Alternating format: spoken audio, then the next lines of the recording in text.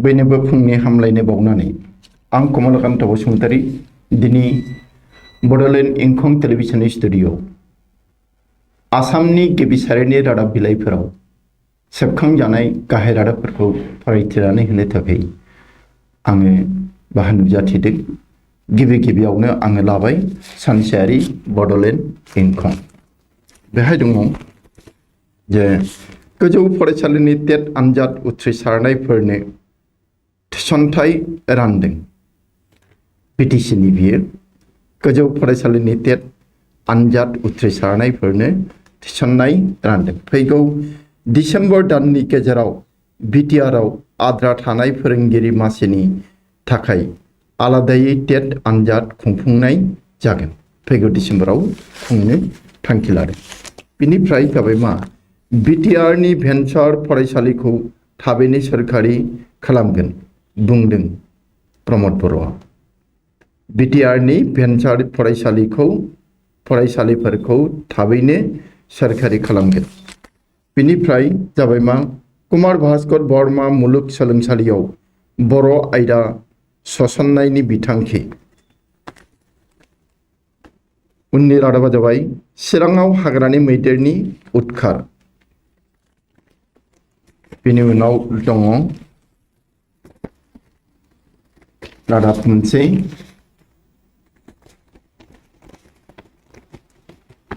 भेरगावआव बिटिआरनि गाहाय प्रमद बर'। धुबुरी जिल्लानि सापराव साथाम बिसि थाखानानैबो ब्रैथि जुलि खालामनो थांनानै जोबथेसालिनि आलासि जानांदों। थगायसुलाफोरा बिदिनो खालामबाय थायो। बेनि थाखाय जों सांग्रां जानांगौ। आरो मोनसे बे हिन्जाव लांखारनायनिनो रादाबाव बिसि आरो फिसाय थाखानाय सानै हौवा हिन्जावा बांगालराव दोनखारलांदों। सासेया बिसि दंखायो, सासे हिन्जावा फिसाय दंखायो आरो दोनखारलांदों।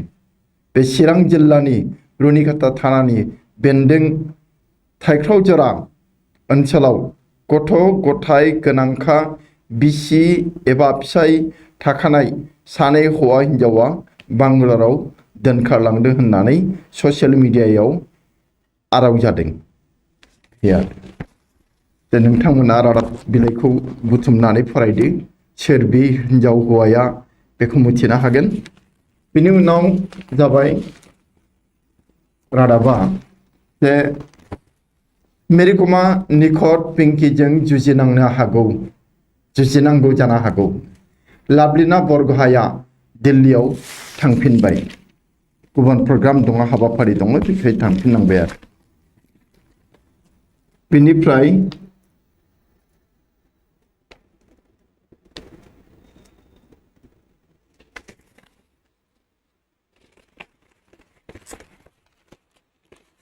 इंखंनिफ्राय रादाबा बेखिनियानोसै।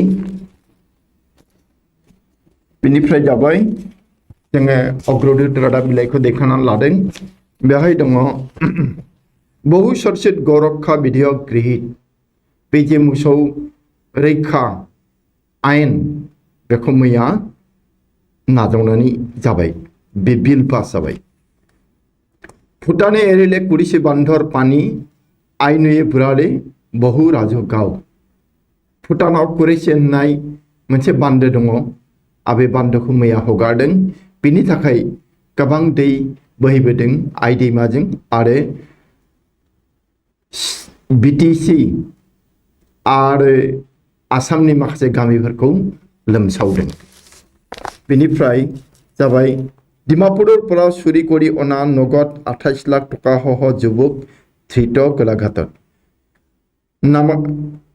नागालेण्डनि डिमापुरनिफ्राय खावनानै लाबोदोंमोन 28 लाख थाखा सासे सेंग्राया बियो गलाघाटआव हमजादों आरो।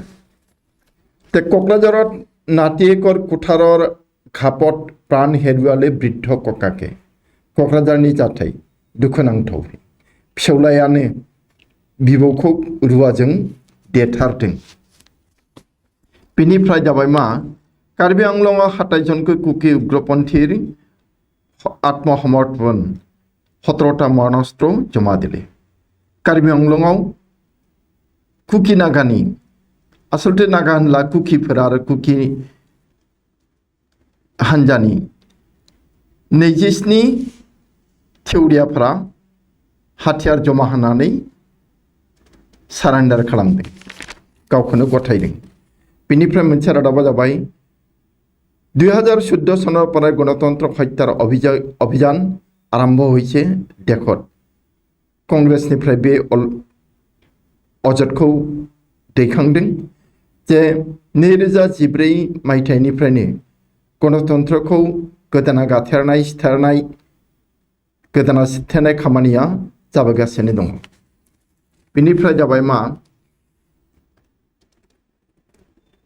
बकाजानाव 6 कोटी टका मूल्यर हेर'इन जब्द दिदिर सहयोगी धृत बै जे दिदि होननाय सासे दंमोन आगोलाव हमजाखांबाय बियो दा बिनि लोगोआ आरो ड्राग रोगानाय खामानिखौ मावफैबाय थादोंमोन मैया हमजाबाय 2 कोटी रांनि हेर'इनजों जाबजों ड्रागजों जाबजों आरो बिनिफ्राय हाकक बिरोधी मतानैक्य आरो कारिकरी बिजुति दुबारको स्थगित विधानसभा मैया आसाम आयेन आफादा खननै थाद'नांदों मोनसेया जाबाय शासक आरो बेरेखा हान्जानि गेजेराव गोरोबलायि मोनसेया जाबाय टेक्निकल प्रब्लेम बेनिफ्राय जाबाय मा 2 महिला सह 19 शिशु उद्धार 5 बछरिया शिशु हरबारकारि कबलत जे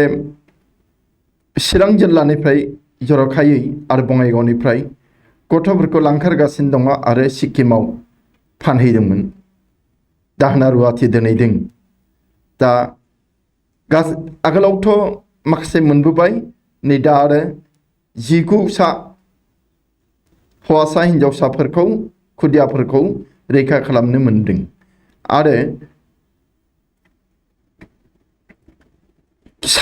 बोसोरबानि सासे गथ'खौबो बियो लांदों बेनिफ्राय जाबाय हिमार नामत खुटि एटाव पोवा नाजाय बे जोंनि हादोरसाजों हादोरसा जि सिमना बे सिमनाफोराव खुनु सिमना खुन्थिया गैया बेनो दुखुनांथावा बेनिफ्राय जाबाय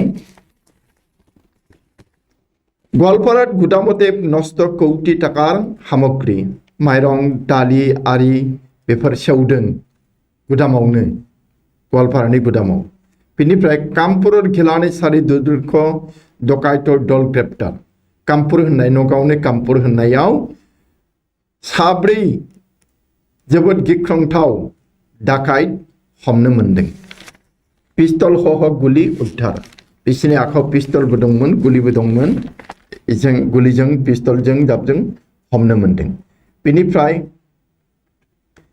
बाक्सार हालबारि यूपीपीएलर कर्मी सभात उत्तप्त परिस्थिति बाक्सानि सालबारियाव मोनसे वर्कशप जादोंमोन यूपीपीएलनि बेहाय बे बाक्सा सालबारिनि नेहात यूपीपीएलनि नेहाथारिखौ थाखा जाख्लदों होननानै जोबोद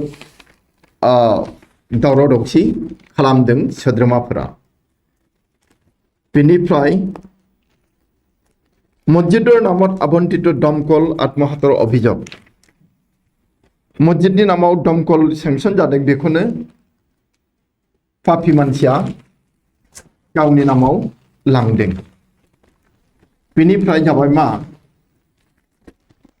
निरपेक्ष पंजाबर मुख्यमंत्री निजे रान्धि खेलुई खुआबो एहास जे पंजाबनि चिफ मिनिस्टार अमरिंदर सिंह गेलेग्राफोरनो गावनो बाथिसे संनानै जाहोगोन पान्जाबी मानसिफोरा संनो रोंगौ हौवाफोराबो जे बिसोरो संनायफोराव आखा फाखा दा पान्जाबनि दानि गिबि मन्त्रि अमरिंदर सिंहआ गेलेग्राफोरनो बाथिसे संनानै जाहोगोन गावनो संगोन ब्रिटेनत बन्दुकधारीर आक्रमणत 2 महिला सह मृत 5 जन ब्रिटेनाव सानै ब्रिटेनाव सिलाइ लानाय सासे मानसिनि गाग्लोबनायाव सानै हिनजावजों लोगोसे साबा मानसि थैदों। बे गान कालचार आमेरिकायाव दं, इंलेन्डआव दं, इउरपनि गोबां हादोराव दङ। दा भारतआवबो बे कालचारखौ लाबोनो नागिरदों सोरनिबा सोरखारा। दा बेखौ होबथानांगौ। गान कालचारा एसेबो मोजां नङा, जायनि थाखाय बोसोरफ्रामबो आमेरिका ब्रिटेनाव मानसि गावथार जालाबाय थायो, दाय गैया फोदो गैयानो।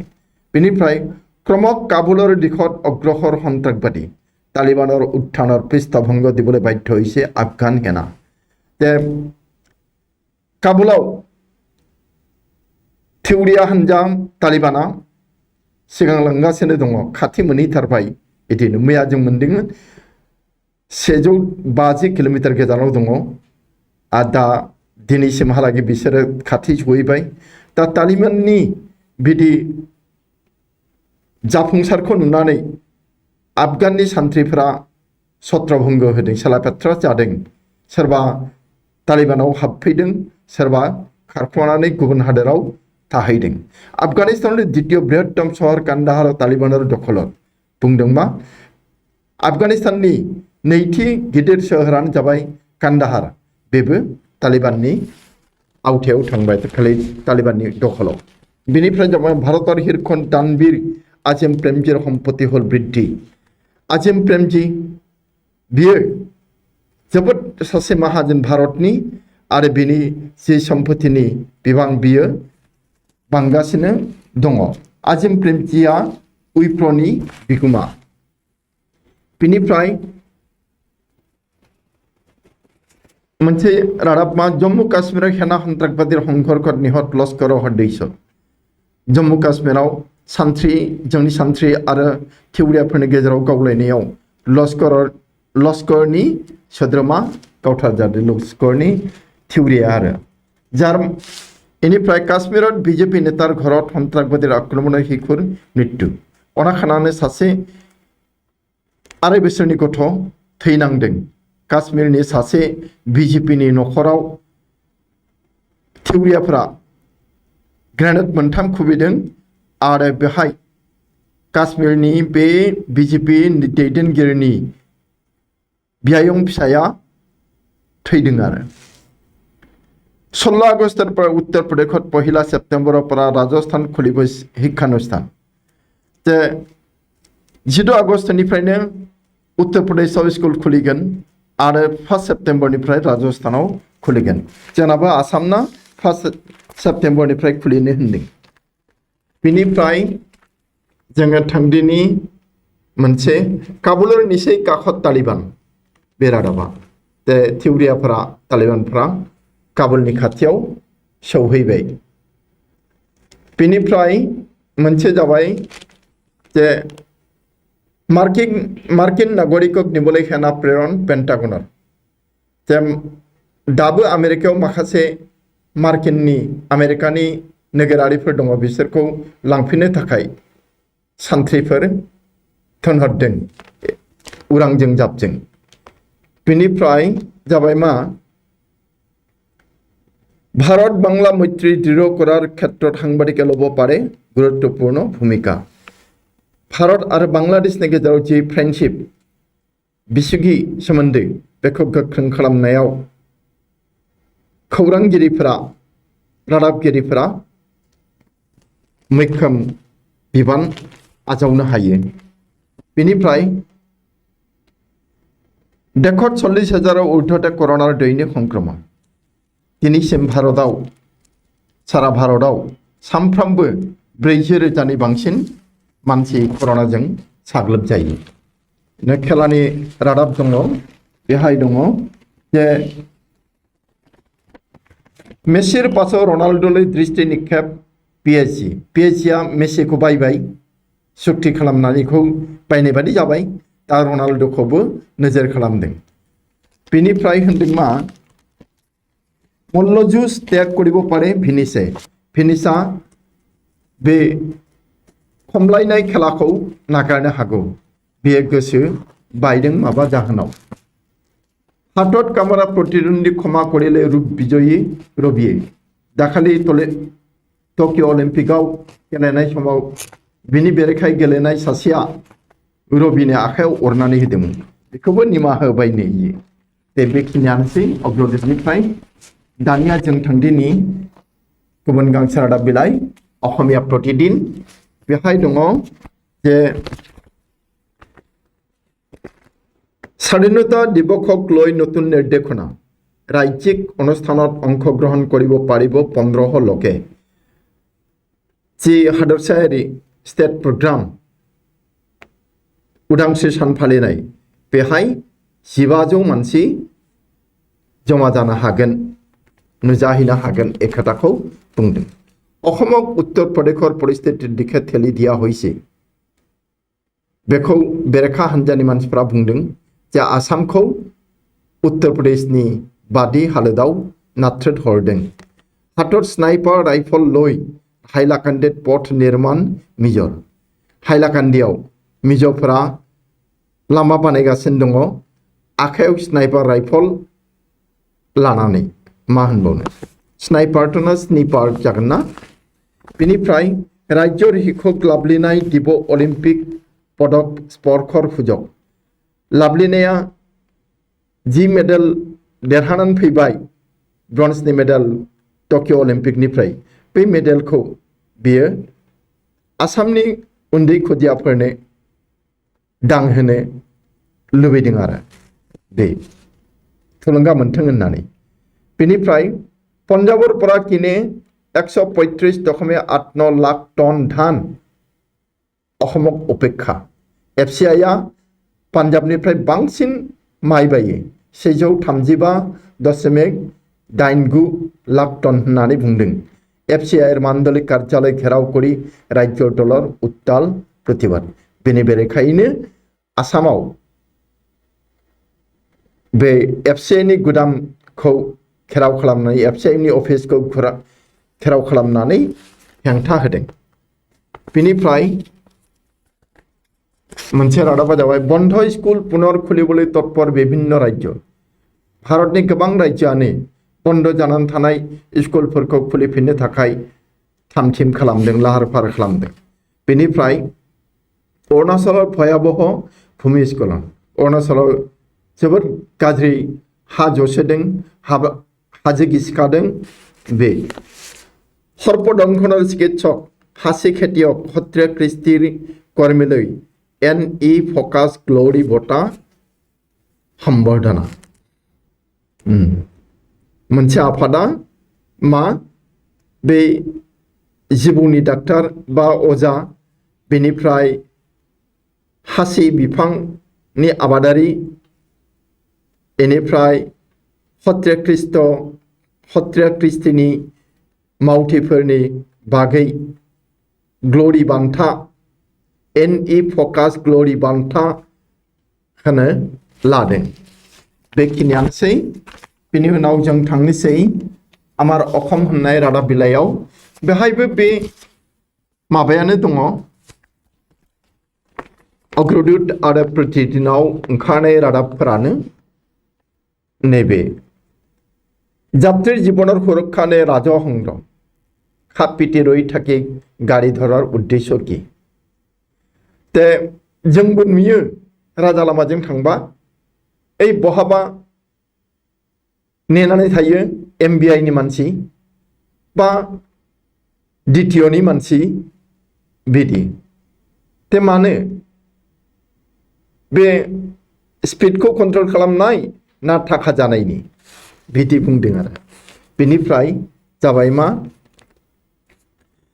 अखिल गगैखौ मैया नुदोंमोन जोङो टिभियाव जे उन्दुनाय एसेम्बलि जानाय समावनो उन्दुनाय जेब्ला बेखौ बुंबाय बियो उन्दुदोंसोमोन अब्ला बे आं उन्दुआखैमोन आङो बेरेखा खालामनानै चिफ मिनिस्टार हिमन्त बिश्व शर्मानि जि लेक्चार जे बिबुंथि बेखौ बेरेखा खालामनानैसो उन्दुनाय बादि थादों मा होनबावनो बिनिफ्राय जाबाय मा सारार ग्लेमारे सहाय करिब पारिबने अखम पुलिसक टोल गेटत पिस्तल देखुवाय सन्त्राक सोरबा दुथां सेंग्राया दुथां मानसिया मा खालामदों टलगेटआव पिस्तल दिन्थिनानै माबादों आवसारि आखु दिन्थिदों। मरन खुन्दा पाहरिब परानाय काजिरङार गड़े मा रादाब बियो माबायदि लिरदों खोन्थानो रोङा। मैया अब्बा गारिया गान्दाखौ सौदावदोंना गान्दायासो माबादों सौख्रांदों बेखौ बुंनो रोंला। जाहक मैया काजिरङानि बे बुरा पाहार बेखिनियाव मासे गान्दा लामायाव गोग्लैनानै दंमोन। गारिजों सौदावनाय ना गावसोर गारिखौ होसोलांनानै माबानायमोन सौनायमोन बेखौ खोन्था रोंला, रावबो नुवाखै नालाय। बेनिफ्राय जोङो दस्रा रादाब बिलाइयाव थांनोसै। बे जाबाय दैनिक असम। बे दैनिक असम रादाब बिलाइयाव दङ बिरोधीर सदन त्याग শাসক পক্ষৰ সমৰ্থন নামঘৰ মন্দিৰ সত্ৰ আদিৰ পৰা 5 কিলোমিটাৰ আৰু হিন্দু বৌদ্ধ জৈন আদি ধৰ্মৰ লোকে বসবাস কৰা অঞ্চলৰ 5 কিলোমিটাৰ দূৰত্বৰ ভিতৰত গোমাংস কটা বিক্ৰী খোৱা নিষিদ্ধ। बे ताने मैयानि आइनाव बे जाहैबाय जे सत्र नामघर मन्दिर गिदिर मन्दिर जागोन आरो बेनिफ्राय 5 किलोमिटार गोजानावसो मोसौ दानथारनो हागोन जानो हागोन बिनि खाथियाव नङा। बेनिफ्राय हिन्दु बौद्ध जैन फोरनि धोरोमनि जि मन्दिर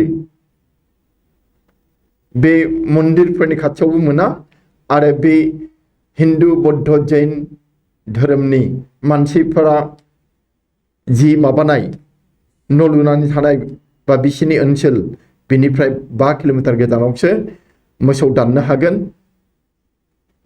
फाननो हागोन जानो हागोन। बेसेबां मा जायो नायनि। बेनिफ्राय पिंकी कर्मकार सरकारि साकरि दियार प्रतिश्रुति मुख्यमंत्री।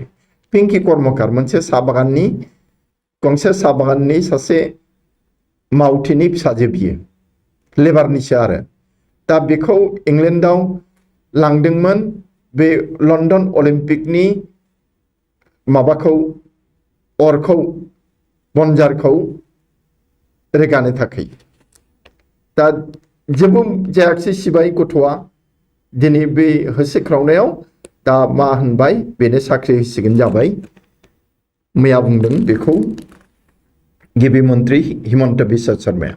बेनिफ्राय जाबाय मा राष्ट्रीय घाइपथत যানবাহনৰ গতিবেগ নিয়ন্ত্ৰণৰ নামত জৰিমনা। राजा लामायाव हाइवेआव मटर गारिनि स्पिडखौ खमायनो राहा लादों आरो बिनि नामाव जरिमाना। मा बि खोन्था रोंला माने गावसोरनो बुंदों बियो जे स्पिड खमायनायनि थाखाय ना ओरैनो थाखा जानायनि थाखाय रायजो जुरि व्यापक प्रतिक्रिया बेखौ लानानै सारा रायजोआवनो माने उनजाथाय फोरमायदों। बेनिफ्राय जाबाय मा पलम हब हिमा समस्यार समाधान। हादोरसाजों हादोरसा जा सिमना जेंना दङ आसामहा बेखौ सुस्रांनाया गोबाव जागोन होननानै बुंदों। सिक्किमर পৰা पुनर 17টি শিশুক उद्धार 17টি नङा 19টি बैहाय जोङो मोननाया सा 19 जिखियानो जादोला बेहाय सा 17 होनदों।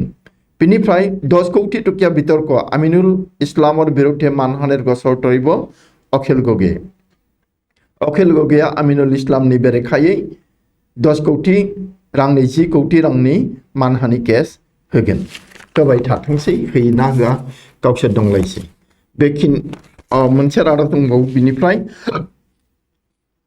डेनेरबी महिला फुटबल दलर प्रशिक्षक जोंनि भारतनि आइजो फुटबल गेलेगिरिनि कोच जागोन डेनेरबी होननाया।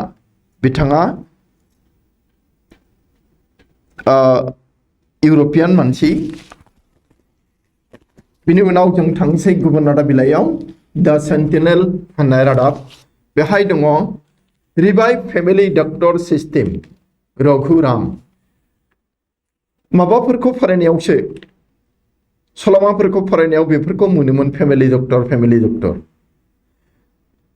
आङो बुजिदोंमोन जे फेमिलि डक्टर माने जोङो जायखौ खानानै दोनदों जोंनि न'खराव लोमजाबा साजाबा फैनो बेनि फेमिलि डक्टर नाथाय आलादायै आरो फेमिलि डक्टर सिस्टेम दङमोन आरो बेखौ लाबोफिननो थिनदों जे अमुक डाक्टरा अमुक एमएलए खौ अफिसारखौ नायगोन बा बिसोरनि न'खराव लोमजाबा साजाबा चिकित्सा खालामगोन बेनि फेमिलि डक्टर बे सिस्टेमखौ लाबोफिननो थिनदों ओमफ्राय चिफ मिनिस्टारा बुंदों हिमन्त बिश्व शर्माया interstate boundary rows stem from ambiguity बेहाय ओरै होनदों हिमन्त बिश्व शर्माया जे हादोरसाजों हादोरसा जि सिमनानि जेंना बियो एसे बेले बेजे नारकटिक्स वर्ल्ड क्र'ड सीज्ड टु एरेस्टेड कौटि थाखानि नारकटिक्स हमनो मोनदों आरो सानै रोगाग्राखौबो हमफानो मोनदों बेयो कार्बि आंलंनि जाथाय India committed to provide safety and quality to citizens. Narendra Modia बुंदों जे भारतआ गावनि नोगोरारिफोरनो मा होनो नागिरदों सेफटि आरो क्वालिटि रैखा आरो गुन होनो नागिरदों बेनिफ्राय जाबाय मा Nepals Deuba puts India ahead of China मोजां रादाब बियो जे नेपालनि गाहाय मन्त्रि गोदान बे जाबाय देउबा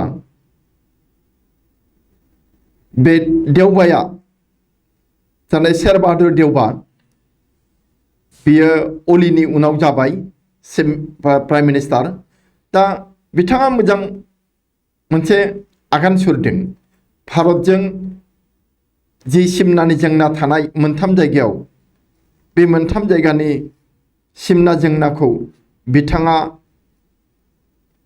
रुजुरुमुयै राव सावरायलायनायनि गेजेरजों सुस्रांनो सानदों बे मोनथाम जायगाया जाबाय लिम्पियाधुरा कालापानि आरो लिपुलेख होननायाव सावरायलायनायनि गेजेरजोंनो बे जागोन जेंनाया जोबगोन बिदि होननानै बिथांमोना आसा खालामो भारतआथ' आसा खालामोआनो बे स्पीड अफ तालिबान एडभान्स इन आफगानिस्तान सरप्राइजिं आफगानिस्तानाव तालिबानफोरनि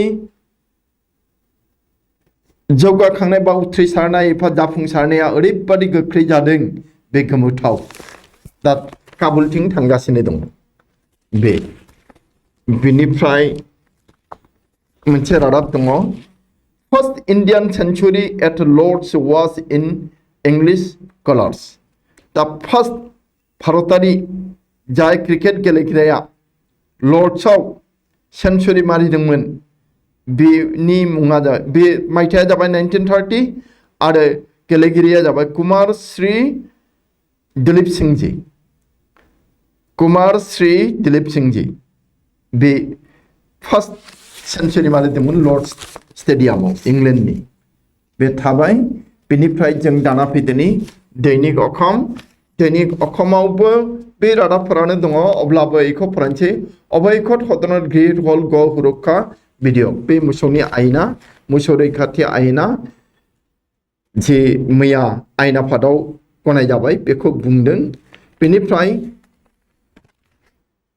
राजपथर जरिमाना हन्त्राखौ क्लय प्रतिक्रिया राजा लामायाव जमी गारि हमनानै माबानाय जरिमाना फोनांनाय बियो थारैनो गारिफोरनि स्पिडखौ खमायनाय ना थाखा जानायनि खायदा बेखौ बुंस'नो हायाखै होननानै बुंदों आरो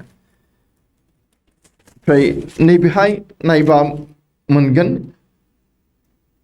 बे कुरिसेनि भुटाननि कुरिसे बान्दोनि दैया फैनानै चिरां आरो बङाइगावआव जे गामि लोमसावनाय बे सावगारिखौ नुगोन कुरिसेर पानी एरेलि भुटाने बान बिध्वस्त बङाइगाव लोमसावफैदों बे खोथाखौ बुंदों। बेनिफ्राय निरजरपरा अधिक उन्नत प्रदर्शन आखा प्रशिक्षकर जिफोर कोच निरज चप्रानि बियो निरजनिफ्राय आरो साबसिन गेलेनाय दिन्थिनाय लुबैबावदों आरो बेखौ मोनगोन होननानै आसा खालामदों आरो। बेनिफ्राय जाबाय मा नैबे मोनसे रादाब प्रथम इनिंसआव भारतआव 367 रान बे लन्दनाव गेलेगासिनो दंथ' भारत आरो इंलेन्डनि गेजेराव गिबि इनिंसआव भारतआ 364 रान खालामनानै दङ। बे जाबाय। दानिया जों थांदिनि आसाम ट्रिबिउन होननाय रादाब बिलाइयाव बे रादाब बिलाइयावबो बे रादाबफोरानो दङ थेवबो बुंबाय जे got waiting for conducive atmosphere Sharma talks on border dispute with Mizoram बेहाय एसे जुदा होलायबाय खौरांगिरिया जे हिमन्त बिश्व शर्मा आसामनि गिबि मन्थ्रिया नेनानै दङ मोनसे गोजोन थासारि बा मोनसे मोजां थासारि जेब्ला रुजुरुमुयै सिमना जेंनाखौ सावरायनो हायो। बेनिफ्राय जाबाय मा rupees 13,211.01 crore cost overrun in Subansiri hydel project बे दान बीजेपीनि सासे एमएलए बियो बुंदों जे आसाम सुक्तियाव बे लवार सुबनसिरि हाइडल प्रोजेक्टखौ बिखादोंमोन दिनै हेंथा खालामबा मा जानो बेखौ खोनानानै मानसिफ्रा बागदावखांदों नंगौना दिनै आसुआ माने हाइडल प्रोजेक्टखौ नाङा हाइडल प्रोजेक्ट नाङा होननानै बुंगासिनो दङ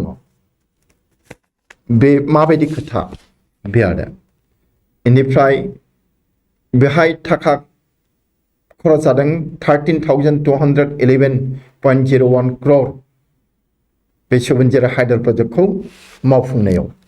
बेनिफ्राय जाबाय स्कुल फाइन फर एक्सेस फिस बे मोजां रादाब गुवाहाटी महानगर सिङाव थानाय गुरुकुल ग्रामार स्कुल होननाय गंसे स्कुला सरकारनि बिथोनखौ फालियालासिनो जोबोद बारा फिस लादोंमोन दा बेखौ अजदखौ मोननानै आसाम सरकारा जरिमाना फोनांदों बे स्कुलनि सायाव 5 लाख रां जरिमाना आरोबाव होनदों मा जि बारा फिस लादों बे फिसखौ गथ'फोरनो बा गथ'नि बिमा बिफानो हरफिननांगौ बे बिथोन होदों।